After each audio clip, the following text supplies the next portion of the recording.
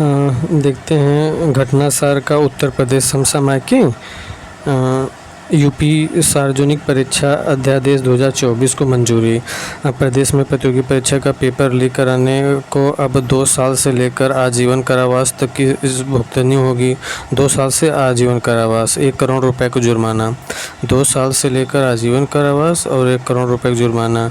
इससे संबंधित उत्तर प्रदेश सार्वजनिक परीक्षा अनुचित साधनों की रोकथाम अध्यादेश 2024 के प्रारूप को 25 जून 2024 को मुख्यमंत्री योगी आदित्यनाथ की अध्यादेश में हुई कैबिनेट की बैठक में मंजूरी दे दी गई। 25 जून 2024 को मुख्यमंत्री योगी आदित्यनाथ की अध्यक्षता में यूपी कैबिनेट ने मंजूरी दे दी। अभी विधानसभा का सत्र होने के कारण बिल के स्थान पर अध्यादेश के प्रारूप का प्रस्ताव पेश किया गया है।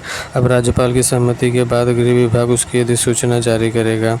अध्यादेश के तहत लोक सेवा आयोग, उत्तर प्रदेश हथनी सेवा चयन बोर्ड, यूपी बोर्ड, विश्वविद्यालय प्राधिकरण या निकाय या उनके द्वारा नामित संस्था को शामिल किया गया है। यह विभिन्न भर्ती परीक्षाओं, नियमितीकरण या पदोन्नति करने वाले परीक्षाओं, डिग्री, डिप्लोमा प्रमाण पत्रों या शैक्षणिक प्रमाण पत्रों के लिए होने वाली प्रवेश परीक्षाओं पर भी लागू होगा। इसके दायरे में प्रश्न पत्र बांटना, फर्जी सेवायोजन वेबसाइट बनाना भी शामिल हैं। परीक्षा प्रभावित होने पर परीक्षा में आने वाले वित्तीय भार को साल भर गिरोह से वसूला जाएगा। परीक्षा प्रभावित होने पर परीक्षा में आने वाले वित्तीय भार को सालों गिरोह से वसूला जाएगा। परीक्षा में गड़बड़ी करने वाली संस्था तथा सेवा प्रदाताओं को हमेशा के लिए ब्लैकलिस्ट कर दिया जाएगा। उनकी संपत्ति भी कुर्की होगी। पेपर लीक से संबंधित सभी अपराध संज्ञेय, गैर जमानती एवं सत्र न्यायालय द्वारा विचारणीय एवं अशमनीय जुर्माना माफ़ न हो बनाए गए हैं। जमानत के संबंध में कठोर प्रावधान किए गए हैं।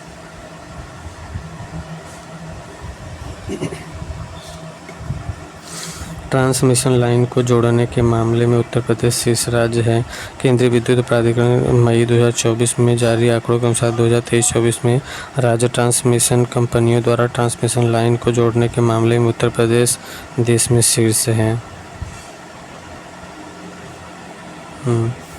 राज्य के रूप में उभरा है। 2022-23 में भी उत्तर प्रदेश राज्य उपयोगिता की सूची में शीर्ष पर रहा है। 2023-24 में राज्य सरकार के स्वामित्व वाले Uttar Pradesh power transmission corporation limited UPPTCL ने 220 kV या उससे अधिक की 1460 CKM सर्किट किलोमीटर ट्रांसमिशन लाइनें जोड़ी हैं। उत्तर प्रदेश के बाद गुजरात इस मामले में दूसरे स्थान पर रहा है। सरकारी company Gujarat energy transmission corporation limited GETCO ने 2023-24 में 898 CKM ट्रांसमिशन लाइन जोड़ी हैं। उत्तर प्रदेश के बाद गुजरात इस मामले में दूसरे स्थान पर रहा है। सरकारी company Gujarat energy transmission corporation limited ने 2023-24 में 898 CKS ट्रांसमिशन लाइन जोड़ी है। तीसरे स्थान पर तमिलनाडु रहा है। उत्तर प्रदेश, गुजरात, फिर तमिलनाडु। सरकारी utility company Tamil Nadu transmission corporation limited ने 753 CKM ट्रांसमिशन लाइन जोड़ी है। Andhra Pradesh transmission corporation of Andhra Pradesh limited के साथ चौथे स्थान पर रहा है, जिसने 682 CKM ट्रांसमिशन लाइन जोड़ी है। 2023-24 में राज्य सरकार के स्वामित्व वाली बिजली कंपनियों ने 6,993 किलोमीटर ट्रांसमिशन लाइन जोड़ी, जो लक्ष्य का लगभग 64% था। सभी निजी और राज्य सरकार की कंपनियों के लिए 11,002 किलोमीटर ट्रांसमिशन लाइन का लक्ष्य रखा गया था। आरती को अमल क्लूनी महिला सशक्तिकरण पुरस्कार। 22 मई 2024 को उत्तर प्रदेश के बहराइच जिले की 18 वर्षीय रिक्शा चालक आरती को लंदन में प्रिंस ट्रस्ट अवार्ड्स समारोह में अमूल क्लूनी महिला सशक्तिकरण पुरस्कार, अमल क्लूनी वुमेन्स एम्पावरमेंट अवार्ड से सम्मानित किया गया है। उन्हें सरकार की पिंक ई-रिक्शा पहल के तहत अपने कार के माध्यम से अन्य युवाओं लड़कियों को प्रेरित करने के लिए सम्मानित किया गया है। पिंक ई-रिक्शा पहल महिलाओं के लिए सुरक्षित परिवहन प्रदान करती है। यह पुरस्कार समारोह इंग्लैंड के लंदन में स्थित बकिंघम पैलेस में आयोजित किया गया है। भारतीय आत्मनिर्भर बनने के लिए राष्ट्रीय शहरी आजीविका मिशन के तहत शहर की सड़कों पर पिंक ई-रिक्शा की चालक हैं। बहराइच की जिला मजिस्ट्रेट मोनिका रानी के नेतृत्व में यह अभिनव पहल 2023 में गांधी जयंती पर शुरू किया गया था। उसका उद्देश्य महिलाओं को सशक्त बनाने के लिए बैंक ऋण के माध्यम से वित्तीय सहायता प्रदान करना है। अमल क्लूनी महिला सशक्तिकरण पुरस्कार का नाम प्रसिद्ध अंग्रेजी बैरिस्टर अमन क्लूनी के नाम पर रखा गया है। यह पुरस्कार British charity Prince trust international द्वारा प्रायोजित है। यह पुरस्कार British charity Prince trust international Kings trust international द्वारा प्रायोजित है। आरबीआई ने पूर्वांचल सरकारी बैंक का लाइसेंस रद्द कर दिया। आरबीआई ने पूर्वांचल सहकारी बैंक का लाइसेंस रद्द कर दिया। भारतीय रिजर्व बैंक ने सरकार उत्तर प्रदेश के गाजीपुर में स्थित पूर्वांचल सहकारी बैंक का लाइसेंस रद्द कर दिया। यह निर्णय बैंक द्वारा पर्याप्त पूंजी और स्थायी आय बनाए रखने में विफल रहने के कारण किया गया है। इस वित्तीय पर्याप्तता के कारण आरबीआई ने सार्वजनिक हितों की रक्षा के लिए विनियामक कार्रवाई किया है। बैंक का लाइसेंस रद्द होने का मतलब है कि अब यह बैंकिंग गतिविधियां नहीं कर सकता, जिसमें जमा स्वीकार करना और मौजूदा जमा राशि का भुगतान करना शामिल है। हालांकि जमा बीमा और ऋण गारंटी नियम DICGC जमाकर्ताओं के लिए सुरक्षा जाल प्रदान करेगा, जो 5 लाख रुपए तक की राशि का बीमा करेगा। यह उपाय निश्चित करता है कि बैंक के लगभग 99.51% जमाकर्ताओं को बीमाकृत सीमा तक उनकी जमा राशि प्राप्त होगी। इस प्रकार बैंक के बंद होने के बीच कुछ वित्तीय राहत मिलेगी। यूपी का पहला इको फ्रेंडली रोमा क्लस्टर 16 मई 2024 को वैज्ञानिक एवं औद्योगिक अनुसंधान परिषद CSIR के central institute of medicinal and aromatic plants CIMP ने बाराबंकी के भगौली गांव में उत्तर प्रदेश का पहला सस्टेनेबल एरोमा क्लस्टर लॉन्च किया। 16 मई 2024 को वैज्ञानिक एवं औद्योगिक अनुसंधान परिषद ने central institute of medicinal and aromatic plants ने बाराबंकी के भगौली गांव में उत्तर प्रदेश का पहला सस्टेनेबल एरोमा क्लस्टर लॉन्च किया। CIMAP द्वारा 30 किसानों की भूमि पर पर्यावरण अनुकूल तरीके से सुगंधित पौधों की खेती कर सस्टेनेबल एरोमा क्लस्टर विकसित किया गया है।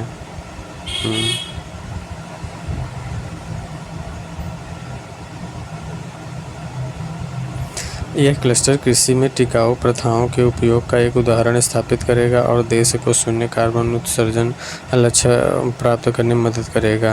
CIMP ने क्लस्टर में उच्च उपज देने वाली पुदीना की किस्म लगाई है। यह पौधे के कीटों और बीमारियों सहित जैविक तनाव के प्रति प्रतिरोधी है। यह क्लस्टर संपूर्ण राज्य में किसानों के लिए एक मॉडल के रूप में कार्य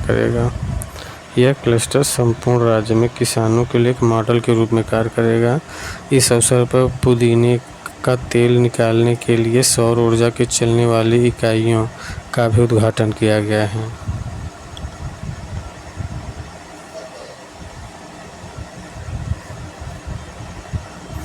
उत्तर प्रदेश के 6 नए उत्पादों को GI टैग अप्रूवल 2024 में। राज्य के 6 नए उत्पादों को GI टैग मिलने के साथ उत्तर प्रदेश ने भारत में सबसे अधिक GI टैग उत्पाद प्राप्त करने वाले राज्य के रूप में अपना शीर्ष स्थान बनाए रखा है। उत्तर प्रदेश के 6 नए उत्पादों को GI टैग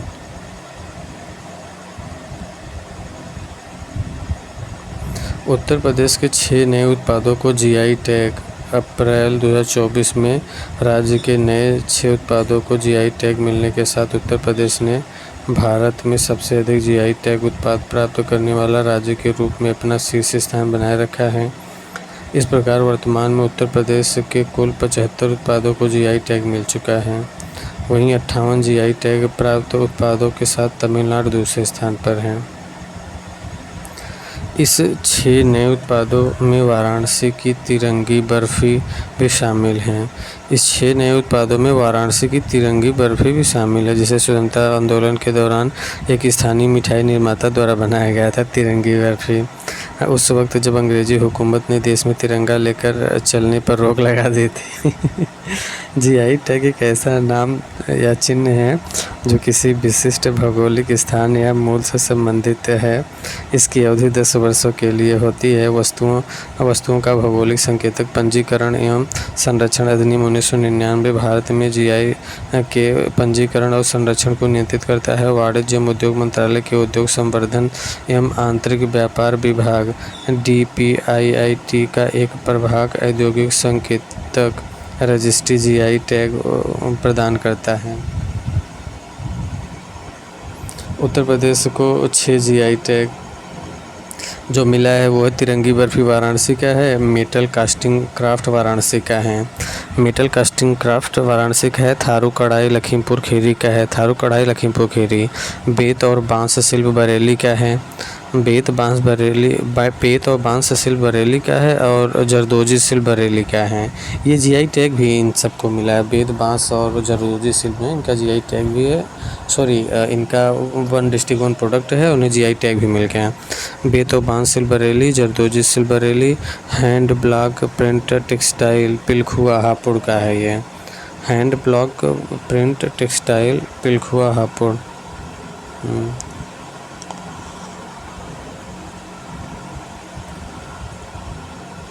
नईमा खातून AMU की पहली महिला कुलपति बनी, मतलब अलीगढ़ मुस्लिम यूनिवर्सिटी की पहली महिला कुलपति बनी। कौन? नईमा खातून AMU मतलब अलीगढ़ मुस्लिम यूनिवर्सिटी की पहली महिला कुलपति बनी। हाल ही में नईमा खातून को अलीगढ़ मुस्लिम विश्वविद्यालय AMU की पहली महिला कुलपति वाइस चांसलर के रूप में नियुक्त किया गया। विश्वविद्यालय के विजिटर के रूप में कार्यरत राष्ट्रपति द्रौपदी मुर्मू द्वारा उनके नाम को मंजूरी दिए जाने के बाद शिक्षा मंत्रालय ने प्रोफेसर खातून की नियुक्ति के लिए अधिसूचना जारी की। प्रोफेसर खातून को कार्यभार ग्रहण करने की तारीख से 5 वर्ष की अवधि या 70 वर्ष की आयु प्राप्त करने तक जो भी पहले हो के लिए कुलपति के रूप में नियुक्त किया गया है। 5 वर्ष की अवधि या 70 वर्ष। AMU को वर्ष 1877 में सर सैयद अहमद खां द्वारा मोहम्मडन एंग्लो ओरिएंटल कॉलेज के रूप में स्थापित किया गया था। AMU को वर्ष 1877 में सर सैयद अहमद खां द्वारा मोहम्मडन एंग्लो ओरिएंटल कॉलेज के रूप में स्थापित किया गया था। वाराणसी में 7वीं ISARC समन्वय समिति की बैठक। वाराणसी में 7वीं ISARC समन्वय समिति की बैठक 28 मार्च 2024 को वाराणसी में स्थित अंतर्राष्ट्रीय चावल अनुसंधान संस्थान IRRI दक्षिण एशिया क्षेत्रीय केंद्र अंतर्राष्ट्रीय चावल अनुसंधान संस्थान IRRI और दक्षिण एशिया क्षेत्रीय केंद्र दक्षिण एशिया क्षेत्रीय केंद्र में 7वीं ISARC समन्वय समिति की बैठक की आयोजित की गई। 7वीं ISARC समन्वय समिति की बैठक आयोजित की गई। बैठक में भारत, बांग्लादेश, श्रीलंका और नेपाल के वरिष्ठ कृषि अधिकारी शामिल हुए। बैठक की अध्यक्षता अंतर्राष्ट्रीय चावल अनुसंधान संस्थान के अंतरिम महानिदेशक अजय कोहली द्वारा किया गया।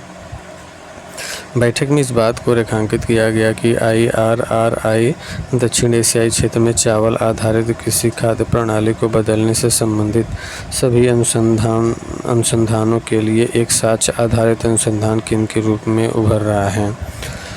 बैठक के दौरान वर्ष 2024 में कम मीथेन उत्सर्जन वाली चावल की किस्मों के विकास और प्रीमियम गुणवत्ता वाले पौष्टिक चावल की उत्पादकता बढ़ाने पर ध्यान केंद्रित किया गया है। लक्ष्य को प्राप्त करने के लिए ISARC सीधी बुवाई वाले चावल और वैकल्पिक गीले और सुखाने जैसे सर्वोत्तम कृषि विज्ञान एवं प्रबंधन प्रथाओं के प्रसार पर कार्य कर रहा है।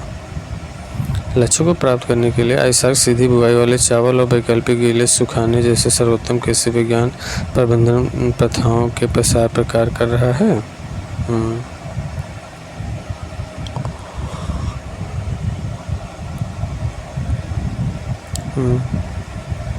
DMSRDE कानपुर द्वारा सबसे हल्की बुलेट प्रूफ जैकेट का विकास। DMSRDE कानपुर द्वारा सबसे हल्की बुलेट प्रूफ जैकेट का विकास। रक्षा अनुसंधान एवं विकास संगठन DRDO के कानपुर स्थित रक्षा सामग्री एवं भंडार अनुसंधान एवं विकास प्रतिष्ठान ने देश का सबसे हल्का बुलेट प्रूफ जैकेट सफलतापूर्वक विकसित किया है। बुलेट प्रूफ जैकेट जो है DMSRDE कानपुर द्वारा सबसे हल्की बुलेट प्रूफ जैकेट का विकास किया गया। रक्षा अनुसंधान विकास संगठन DRDO के कानपुर स्थित रक्षा सामग्री भंडार अनुसंधान एवं विकास प्रतिष्ठान DMSRDE ने देश का सबसे हल्का बुलेट प्रूफ जैकेट सफलतापूर्वक विकसित किया है। यह जैकेट BIS 17,051 के स्तर 6 लेवल इतने पे गोला बारूद से सुरक्षा प्रदान करने में सक्षम है। यह जैकेट नए डिज़ाइन दृष्टिकोण पर आधारित है, जहां पर नवीन प्रक्रियाओं के साथ ही नई तरह की सामग्री का प्रयोग किया गया है। इस जैकेट का front hard armour panel in conjunction with stand alone design गोलियों को निष्क्रिय कर देता है। इस बुलेट प्रूफ जैकेट का चंडीगढ़ की टर्मिनल बैलिस्टिक अनुसंधान प्रयोगशालाओं में सफलतापूर्वक परीक्षण किया गया है। रक्षा सामग्री भंडार एवं अनुसंधान एवं विकास प्रतिष्ठान उत्तर प्रदेश के कानपुर में स्थित DRDO की एक प्रयोगशाला है, जो कार्यात्मक गैर धातु सामग्री के क्षेत्र में काम करती है।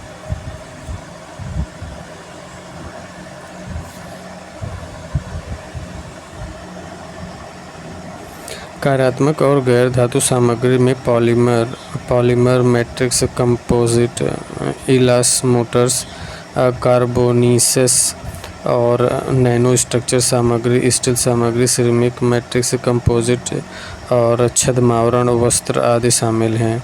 कार्यात्मक गैर धातु सामग्री में पॉलीमर मैट्रिक्स कंपोजिट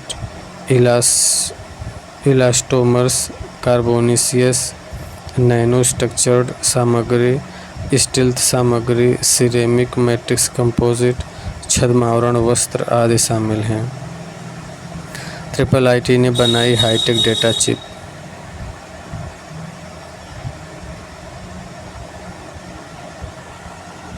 IIIT ने बनाई hi tech data chip. Uttar Pradesh के प्रयागराज स्थित संस्थान IIIT के वैज्ञानिकों ने गोपनीय डेटा की सुरक्षा हेतु एक आधुनिक डेटा चिप तैयार किया है। इस आधुनिक चिप को IIIT के इलेक्ट्रॉनिक्स एंड कम्युनिकेशन विभाग के प्रोफेसर मनीष गोस्वामी ने तैयार किया है।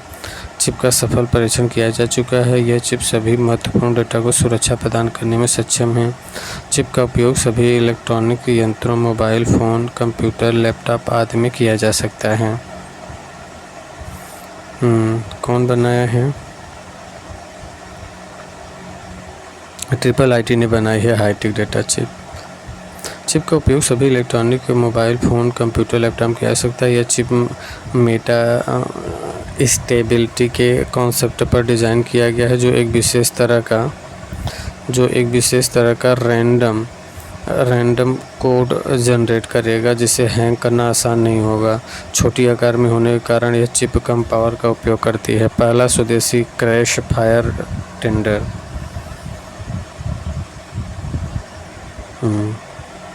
भारत की पहली स्वदेशी रूप से निर्मित क्रैश फायर टेंडर दमकल का निर्माण व विकास भारतीय MSME फर्म नोएडा द्वारा किया गया है। इसे निर्मित करने के बाद भारतीय वायुसेना को इसकी डिलीवरी की गई है। इसके निर्माण के लिए भारतीय वायुसेना ने नोएडा की MSME फर्म को 291 करोड़ रुपए का टेंडर दिया था। भारतीय वायुसेना स्वदेशीकरण को बढ़ावा दे रही है और अपनी परिचालन आवश्यकताओं को परिचालन आवश्यकताओं को पूरा करने के लिए स्वदेश निर्मित वस्तुओं का क्रय कर रही है।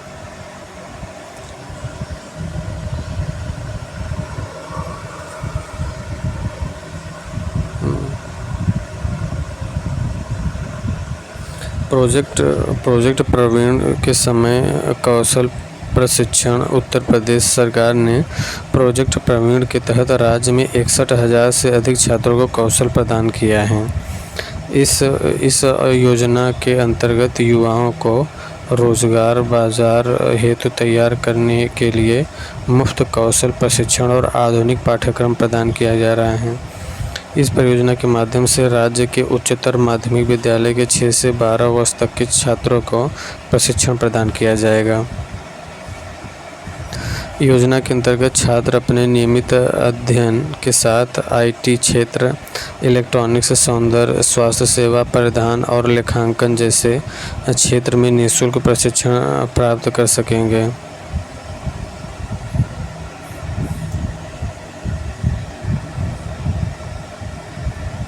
प्रोजेक्ट प्रवीण माध्यमिक शिक्षा और उत्तर प्रदेश कौशल विकास मिशन के बीच एक समझौता ज्ञापन के तहत संचालित किया जा रहा है।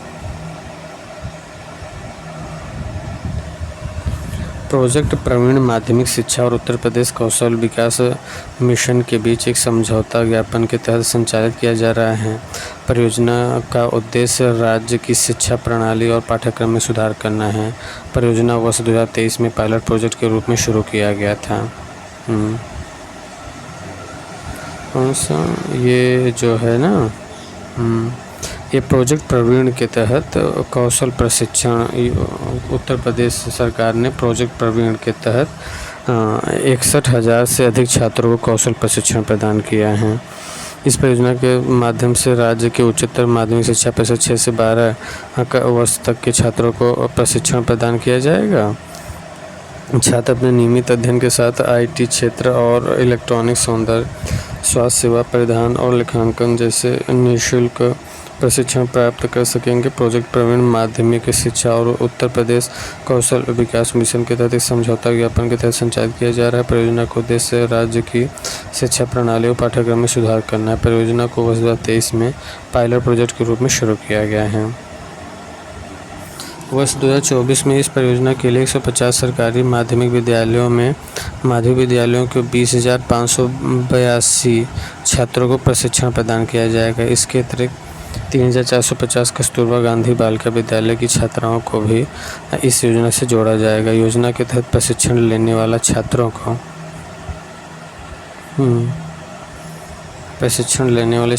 को स्कूल में ही निजी प्रशिक्षण केंद्रों का प्रशिक्षण दिया जाएगा। उत्तर प्रदेश में cyber police station. Uttar Pradesh सरकार द्वारा 57 जिलों में साइबर पुलिस स्टेशन स्थापित करने की योजना है, जिसमें प्रत्येक साइबर पुलिस स्टेशन में अधिकारियों और कर्मचारियों के लिए 25 पद होंगे। उत्तर प्रदेश सरकार द्वारा 57 जिलों में साइबर पुलिस स्टेशन स्थापित करने की योजना है, जिसमें प्रत्येक साइबर पुलिस स्टेशन में अधिकारियों और कर्मचारियों के लिए 25 पद होंगे।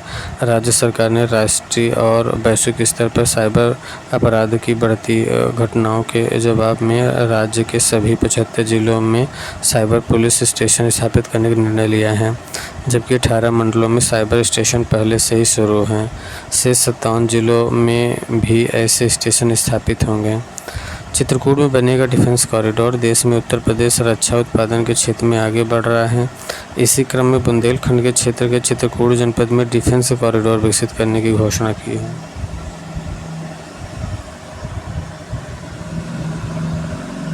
इस कॉरिडोर की स्थापना के लिए पर्यावरण, वन और जलवायु परिवर्तन मंत्रालय ने अपनी स्वीकृति प्रदान कर दी।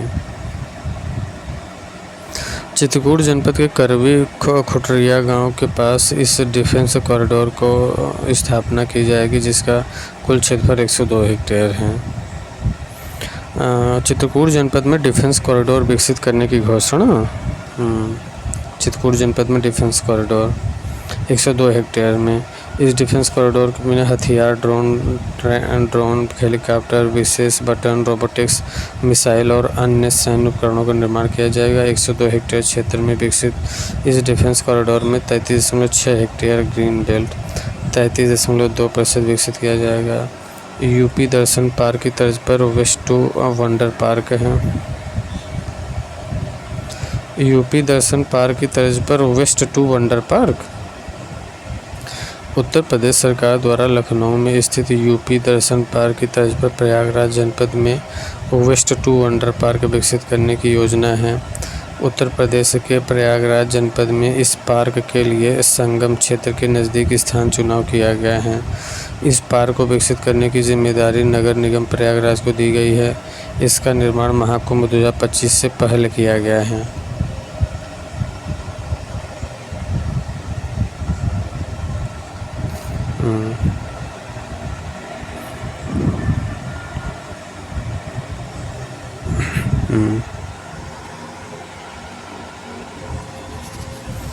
वेस्ट वंडर पार्क में वेस्ट मटेरियल का प्रयोग करके कलाकृतियाँ बनाई जाती हैं और हाइड्रोजन ईंधन आधारित रेलवे इंजन का निर्माण।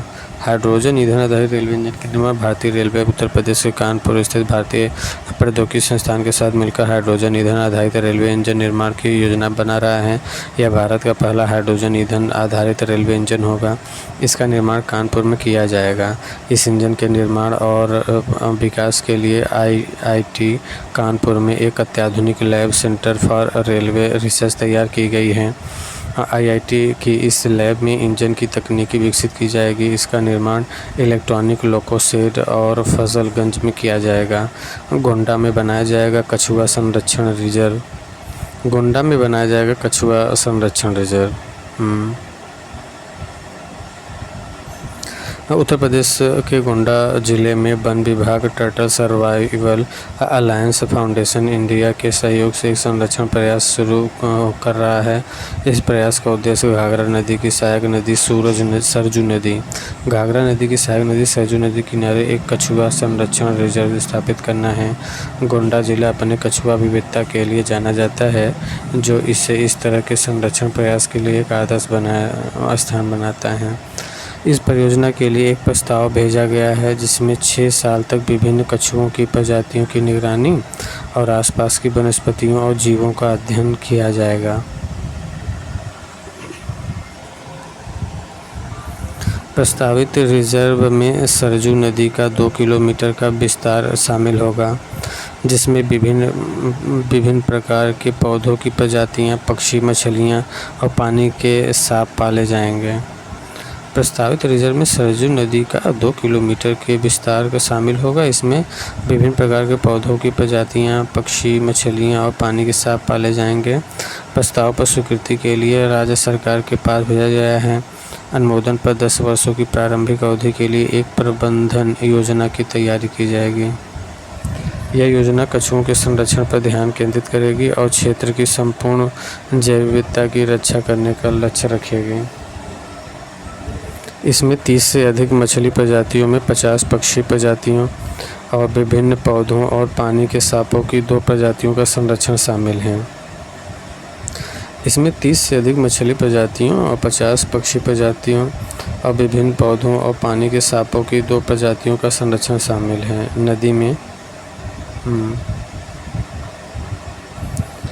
नदी में प्रदूषण रोकने और पानी की गुणवत्ता बढ़ाने पर ध्यान दिया जाएगा।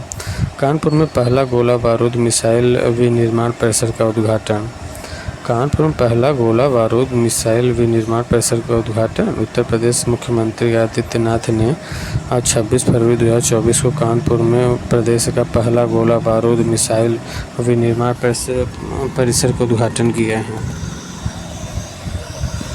उत्तर प्रदेश मुख्यमंत्री आदित्यनाथ ने 26 फरवरी 2024 को कानपुर में प्रदेश का पहला गोला बारूद मिसाइल विनिर्माण परिसर का उद्घाटन किया। कानपुर में स्थापित की जाने वाली इस सुविधा का निर्माण अडानी डिफेंस और एरोस्पेस द्वारा किया जा रहा है। 4000 नौकरियों और 3000 करोड़ रुपए से अधिक के निवेश वाला यह विनिर्माण परिसर अपने आप में आत्मनिर्भर होगा। अडानी डिफेंस के स्वामित्व वाला यह परिसर राज्य के रक्षा गलियारों के पहले चरण का प्रतीक है। अडानी द्वारा निर्मित यह रक्षा निर्माण परिसर दक्षिण एशिया का सबसे बड़ा रक्षा निर्माण परिसर है। यहाँ सशस्त्र बलों और अर्धसैनिक बलों और पुलिस के लिए उच्च गुणवत्ता वाले छोटे, मध्यम और बड़े कैलिबर के गोला बारूद का उत्पादन शुरू हो चुका है। देश की पहली डिजिटल साइबर फोरेंसिक लैब कहाँ है? उत्तर प्रदेश के नोएडा में स्थित गौतम बुद्ध विश्वविद्यालय में देश की पहली डिजिटल साइबर फोरेंसिक लैब स्थापित की जा रही है। देश की पहली डिजिटल साइबर फोरेंसिक लैब कहाँ? गौतम बुद्ध विश्वविद्यालय देश की पहली डिजिटल साइबर फोरेंसिक लैब स्थापित की जा रही है। इससे देश की सीमा में विदेशी ड्रोन, कैमरों, फ़ोन और अन्य जासूसी उपकरणों में डेटा रिकवर किया जा सकेगा। इस लैब में नष्ट हो चुके संचार उपकरणों और ड्रोन से भी डेटा रिकवर किया जा सकेगा तथा ड्रोन के कमांड सेंटर का भी पता भी लगाया जा सकेगा। गौतम बुद्ध विश्वविद्यालय में स्थापित इस लैब में स्वीडन और इजराइल के साइबर टूल का उपयोग किया गया है। इसमें डाटा इंस्ट्रक्शन टूल लगाया जाएगा जिससे नष्ट हो चुके ड्रोन की चिप से डेटा पुनः प्राप्त किया जा सकेगा। इससे नष्ट किए गए उपकरणों के ईमेल, फ़ोटो और संदेश आदि को प्राप्त किया जा सकेगा।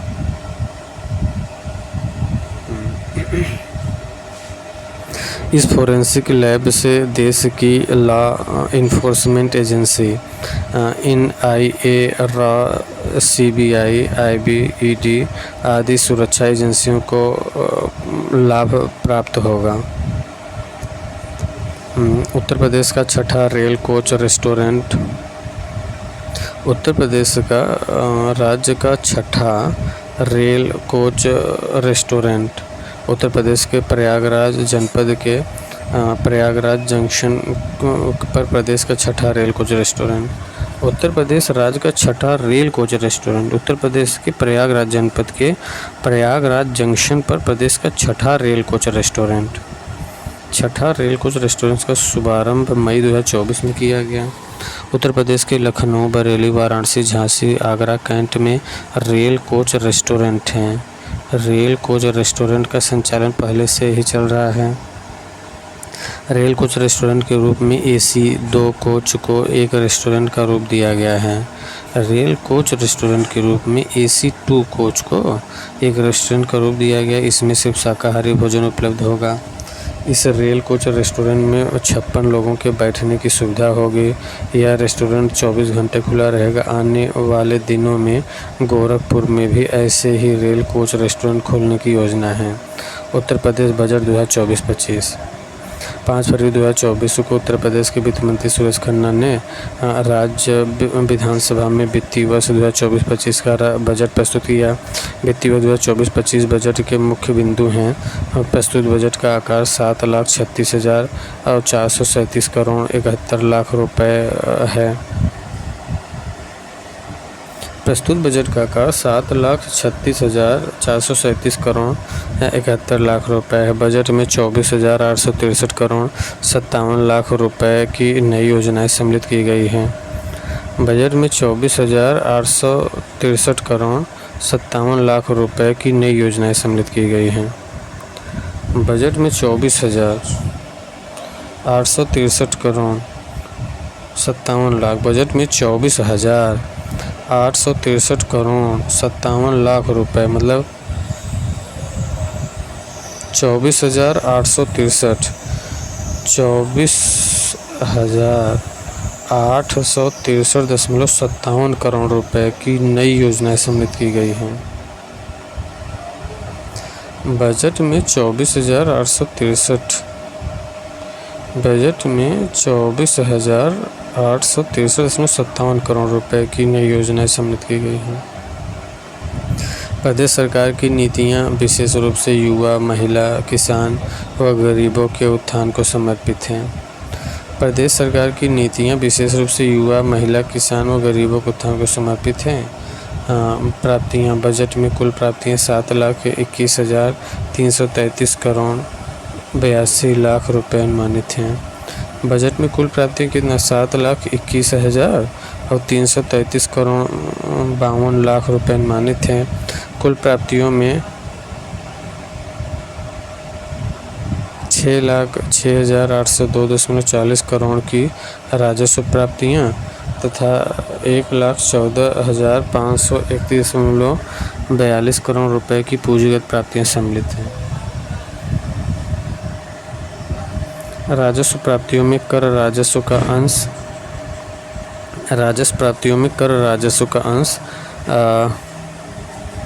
4,88,902.84 करोड़ रुपए हैं। राजस्व प्राप्तियों में कर राजस्व का अंश 4,88,902.84 करोड़ रुपए हैं।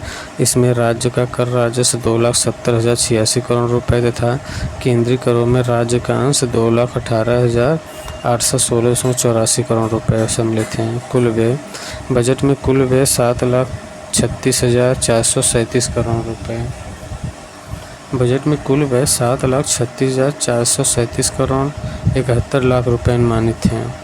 बजट में कुल व्यय कितना 7,36,437 करोड़ 71 लाख रुपए अनुमानित हैं। कुल व्यय में 5,32,655.33 करोड़ रुपए राजस्व लेखे का व्यय है तथा 2,03,782.38 करोड़ रुपए पूंजी लेखे का व्यय है। मेन चीज़ आपको याद ये रखना है कि जो बजट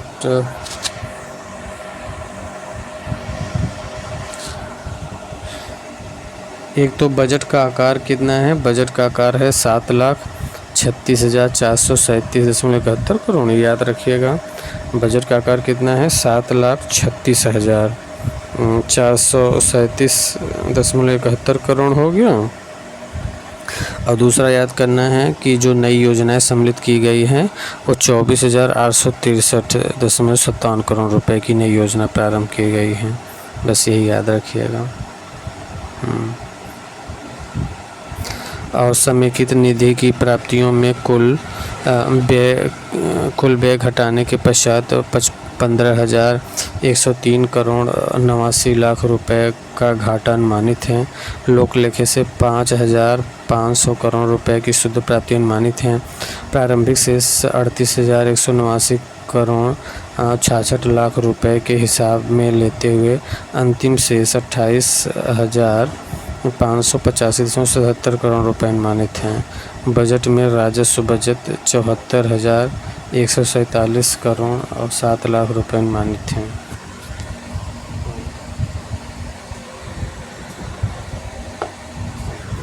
बजट में राजस्व बजट 74,147 करोड़ 7 लाख रुपए अनुमानित हैं और 2024-25 के लिए राजकोषीय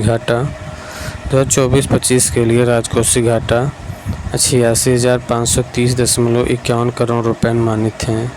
जो वर्ष के लिए अनुमानित जो सकल राज्य घरेलू उत्पाद का 3.46% है। 2024-25 के लिए जो राजकोषीय घाटा है वो कितना है 86,530.51 करोड़ रुपए अनुमानित हैं।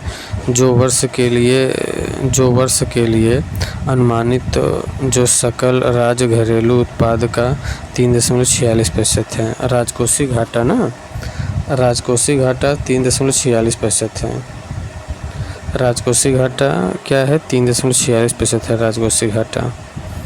विभिन्न क्षेत्रों को बजट में धन आवंटन शिक्षा के लिए 76,035 करोड़, ऊर्जा के लिए 57,071 करोड़, पुलिस के लिए 39 करोड़, लोक निर्माण के लिए 34 करोड़, स्वास्थ्य एवं परिवार कल्याण के लिए 27,086 करोड़। ये स्वास्थ्य और परिवार कल्याण वाला इम्पोर्टेंट है कि 27,086 करोड़ दिया गया है।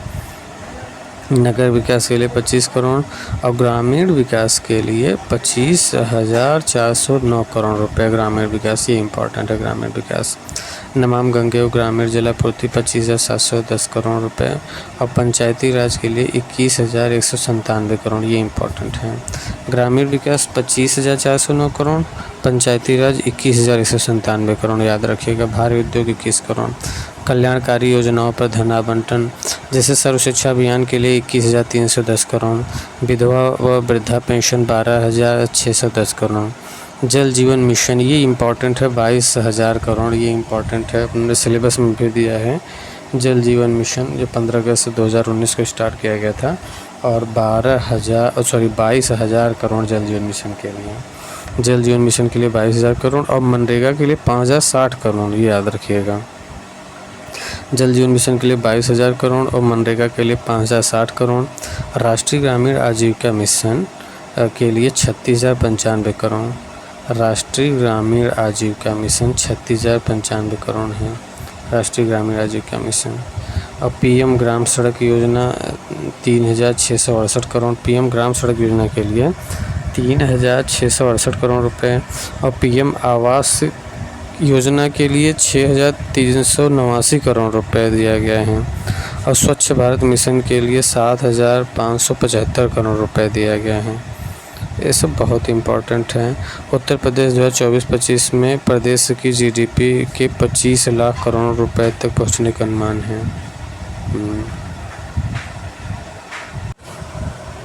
2024-25 में प्रदेश की जीडीपी के 25 लाख करोड़ रुपए तक पहुंचने का अनुमान है। किसान डार्क जोन में नए निजी नलकूप कनेक्शन देने पर लगे प्रतिबंध को हटा लिया गया है, जिससे लगभग 1 लाख किसानों को सीधा लाभ हुआ है। वर्ष 2023-24 के अक्टूबर माह तक लगभग 37 लाख किसान क्रेडिट कार्ड वितरण कराया जाएगा।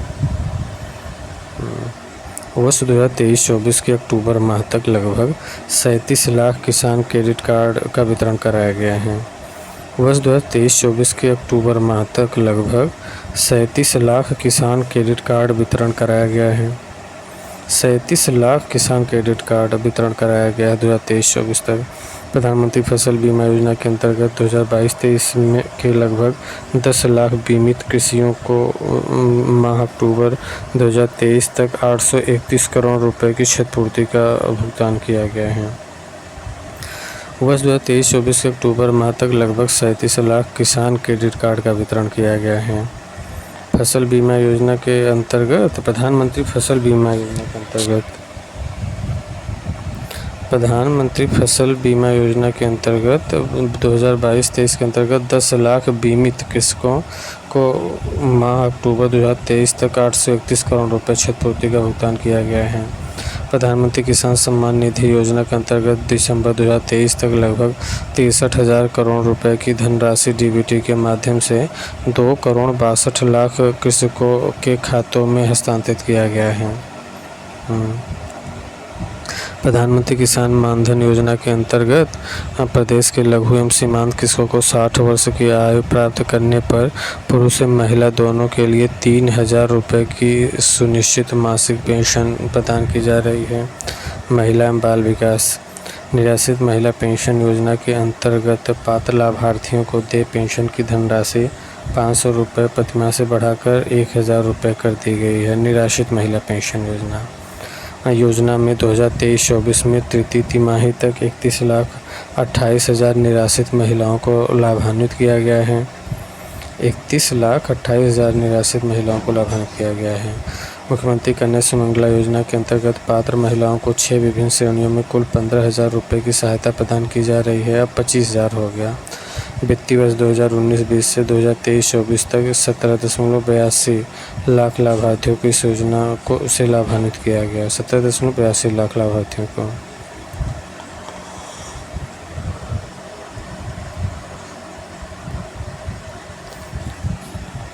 रोजगार एक जनपद एक उत्पाद वित्त पोषण योजना के अंतर्गत 13,597 लाभार्थियों के माध्यम से 1,92,193 रोजगार सृजित किए हैं। विश्वकर्मा श्रम सम्मान योजना तथा एक जनपद एक उत्पाद कौशल उन्नयन एवं टूल किट योजना के अंतर्गत लगभग 4.08 लाख रोजगार सृजित किए गए हैं। उत्तर प्रदेश कौशल विकास मिशन के अंतर्गत 12.15 लाख युवाओं को प्रशिक्षित किया गया, जिनमें से 4.13 लाख युवाओं को विभिन्न प्रतिष्ठित कंपनियों में सेवायोजित कराया गया है। महात्मा गांधी नरेगा योजना के अंतर्गत वित्तीय वर्ष 2023-24 में 28 करोड़ 68 लाख मानव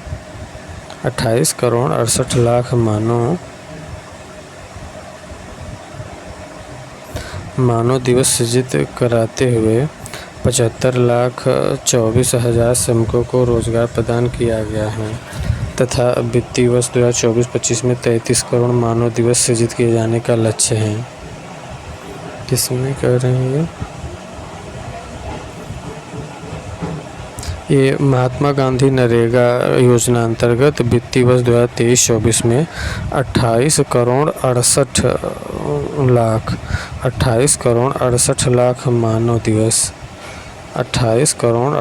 मानव दिवस सृजित कराते हुए 75,24,000 श्रमिकों को रोजगार प्रदान किया गया। अच्छा, नरेगा में 75,24,000 श्रमिक रोजगार प्रदान किया गया तथा वित्तीय वर्ष 2024-25 में 33 करोड़ मानव दिवस सृजित किए जाने का लक्ष्य है। ये इम्पोर्टेंट है, इसे नोट कर लीजिए।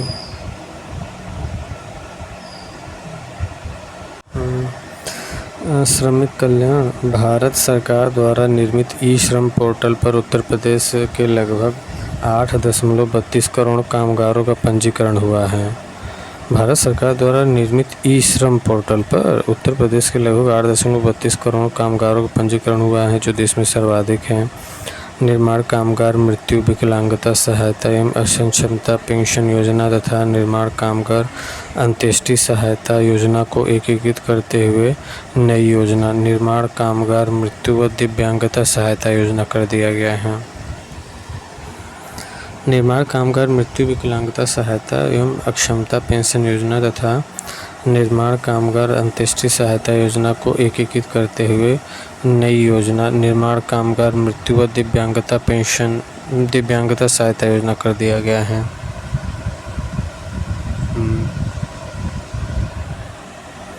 वित्तीय समावेश प्रधानमंत्री जन धन योजना के अंतर्गत प्रदेश में 9 करोड़ खातों के साथ उत्तर प्रदेश में प्रथम स्थान पर हैं। प्रधानमंत्री जन धन योजना के अंतर्गत प्रदेश में 9 करोड़ खातों के साथ उत्तर प्रदेश प्रथम स्थान पे है। प्रधानमंत्री जन धन योजना के अंतर्गत प्रदेश में 9 करोड़ खातों के साथ उत्तर प्रदेश में प्रथम स्थान पे हैं। प्रधानमंत्री जन धन योजना के अंतर्गत उत्तर प्रदेश 9 करोड़ खातों के साथ पहले स्थान पे है। प्रधानमंत्री सुरक्षा बीमा योजना के अंतर्गत अब तक प्रदेश में 5 करोड़ 54 लाख नामांकन के साथ उत्तर प्रदेश प्रथम स्थान पे हैं। प्रधानमंत्री सुरक्षा बीमा योजना के तहत 5 करोड़ 54 लाख नामांकन के साथ प्रथम स्थान पर है। प्रधानमंत्री जीवन ज्योति बीमा योजना के अंतर्गत अब तक प्रदेश में 1.90 करोड़ के नामांकन के साथ उत्तर प्रदेश द्वितीय स्थान पर है। अटल पेंशन योजना के अंतर्गत अब तक प्रदेश में 1 करोड़ 18 लाख नामांकन का उत्कृष्ट प्रदर्शन रहा है। औद्योगिक विकास विश्व स्तरीय इंफ्रास्ट्रक्चर विकसित करने में उत्तर प्रदेश ने उल्लेखनीय प्रगति की है। राज्य में विकसित हो रही वायु जल सड़क एवं रेल नेटवर्क की कनेक्टिविटी से राज्य के उद्योगों में मैन्युफैक्चरिंग इकाइयों को अपने माल के परिवहन में सुविधा उपलब्ध होगी, जिससे प्रदेश से निर्यात बढ़ेगा। ईज ऑफ डूइंग बिजनेस की रैंकिंग एवं विभिन्न राज्यों में लॉजिस्टिक्स सुलभता लीड्स 2023 रैंकिंग में उत्तर प्रदेश में अचीवर्स की रैंकिंग श्रेणी प्राप्त किया है। चिकित्सा क्षेत्र राज्य सरकार के प्रयासों से मातृ मृत्यु दर वर्ष 2014 में 285 प्रति लाख से कम होकर वर्ष 2022 में 167 लाख प्रति लाख व शिशु मृत्यु दर वर्ष 2014 में 48 प्रति हज़ार से कम होकर 2020 में 38 प्रति हज़ार हो गई है।